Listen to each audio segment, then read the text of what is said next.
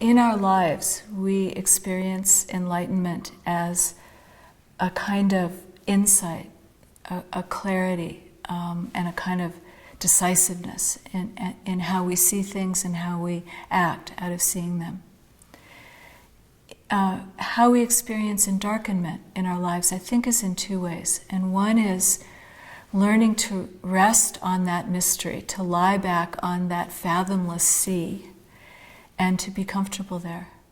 So to come to rely on the fact that there's nothing to rely on is a traditional Zen way of saying it. But to feel the beauty of that and to love that mystery. In some ways, to become devoted to that mystery. And in another way that endarkenment is expressed through our lives is our willingness to get our hearts broken. This is a world that will break your heart. If your heart isn't broken, you're not paying attention. So it's a willingness to have our hearts be broken and to stay broken. In the understanding that the broken heart is open, and the broken heart is connected. So we press our own individual broken hearts up against the great broken heart of the world. And then we ask, what's next? So that's endarkenment. So our sense of what awakening is really changes. It's not just a matter of those thunderclap moments that are so beautiful and so encouraging and show us one of the deepest truths that it's possible for a human being to see. They belong to the realm of enlightenment. And what we have added to that now is this ongoing, unfolding process that begins with the first breath we take when we're born, and probably started before that, and continues until the last breath we take when we die, and probably continues beyond that. And we come to feel that both enlightenment and endarkenment need each other, that each completes the other. And without each other, awakening is not complete.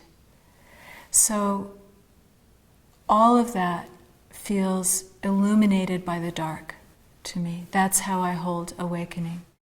I tend now to think of a vast original dark that is non-dual and holds the light and the dark within it. And somehow that fits a bit better with my experience of things. So we have this vast macrocosmic processes, the vast dark and the manifest lit world that comes out of that. And each of us is microcosm to that.